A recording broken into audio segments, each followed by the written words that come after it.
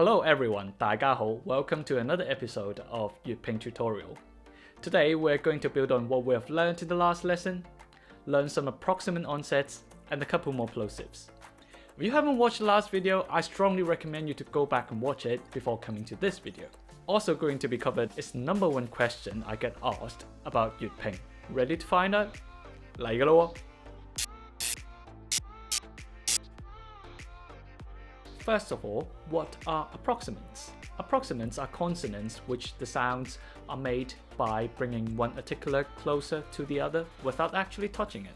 There are several approximants in Cantonese and we're going to discuss these two first, the J onset and the W onset. The J onset, for example, in the character yan, which means person or human. To correctly pronounce the J onset, we first raise the front of the tongue towards the front of the mouth without actually touching it, creating a narrow space for air to pass through. And then we vocalize and push air out through this gap while holding the tongue in place, like ya, ya. If that all sounds too specific or too abstract, the J onset in Cantonese actually sounds like the Y sound in the English word yes, or the Y sound in the Mandarin character 有. So there comes the number one question that I get asked about Jyutping. When we're romanizing the name of places or the name of people, if we're so used to romanizing the sound yeah using the alphabet Y, then why we're using the J here in Jyutping? The people who designed the Jyutping romanization scheme, the Linguistic Society of Hong Kong, actually have answered the question themselves. They explained that the letter Y in Jyutping is actually reserved for representing the vowel Yu, and we'll be covering vowels in the future video. To supplement on that rather unintuitive choice of letter, the J sound in Jyutping actually aligns to the J sound in International Phonetic Alphabets, the IPA, which also uses the letter J.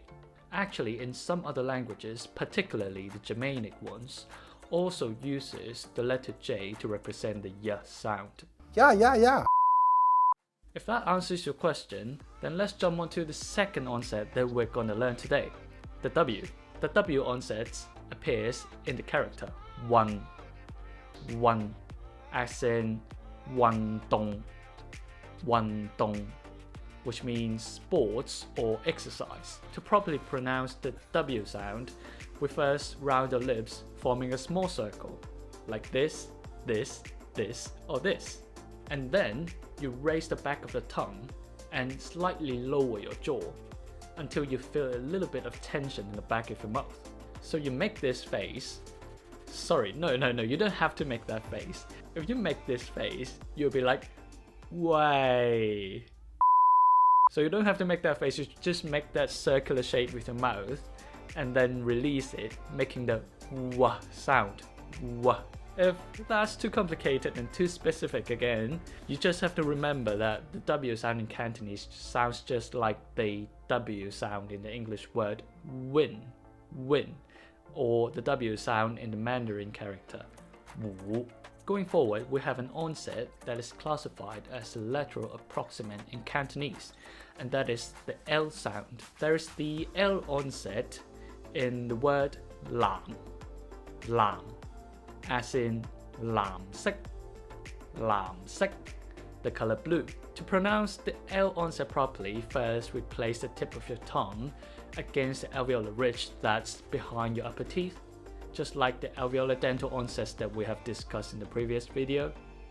And then we let the air pass around both sides of the tongue. Finally, we release the tongue.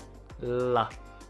The L sound in Cantonese sounds exactly like the L sound in the English word line, or the L sound in the Mandarin pronunciation of liu. Okay, remember the Velar plosives that we discussed in the previous video? The G onset and the K onset? Now we add the W to it and we have another pair of plosive onsets, the GW and the KW. It might look complex, but it's all about combining the actions. So we have to both stop the airflow by holding the back of the tongue near the palate. Remember that gargling action?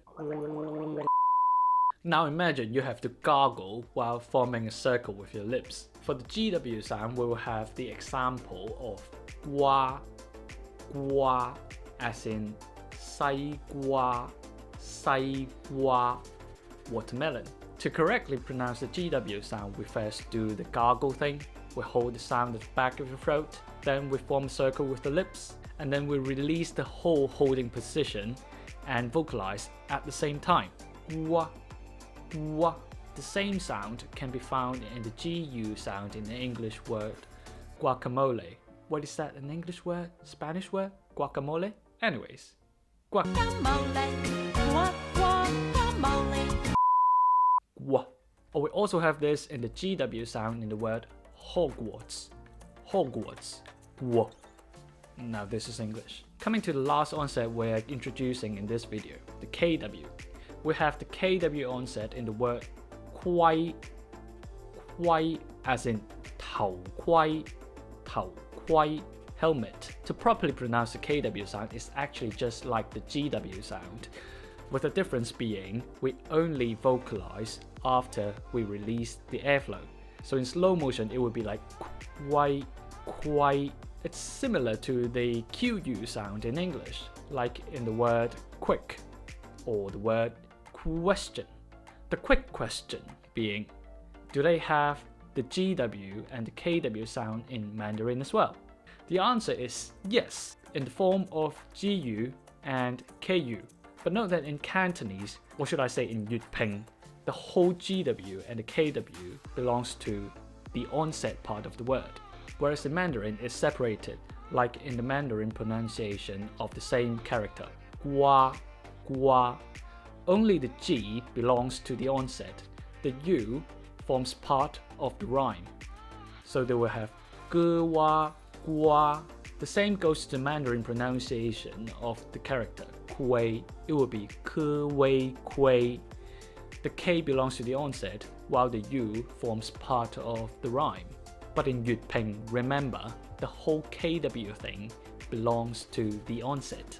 After finishing the KW sound, do you know what time is it? It's quiz time. In the following time, I'll read to you 6 different Cantonese phrases and providing you with the Jyutping, but without the onset. And upon listening to my pronunciation of these phrases, you'll have to fill in the missing onsets for the characters. Ready? First up, we have the word yun kwai, yun kwai, yun kwai, which means a compass. The second one is wan yao, wan yao, wan yao, which means gentle. The third one is guan wang, guan wang, guan wang, which means a king. The fourth one is lai yi, lai yi, lai yi, which means etiquette. The fifth one is la quick, la quick, la quick, which means a gap. And the final one is what you're learning now. Guangdonghua, Guangdonghua, Guangdonghua. Let me give you a little hint here. One of the characters in Guangdonghua is actually having an onset that I've introduced in the previous video. And here are the answers. If you've got them all, that's really impressive. But if you haven't, don't be gutted. They are, to be honest, a bit tricky. If you need it, you can just go back and listen to my pronunciations a few more times and try to see what is making you getting the wrong onsets for the characters. Well, before I end this video, I would like to know what you think about the Jyutping series. Am I talking too fast? Am I teaching it too slow? Is it too boring? Is it too difficult? What are your struggles and what you want to see next? Let me know in the comments. Before you leave, Don't forget to click on the like button, subscribe to the channel, and share the video to your friends who are interested in learning Cantonese. Also follow us on Instagram, there are lots of good stuff there waiting for you. See you in the next video, 我哋下條片見，拜拜啦！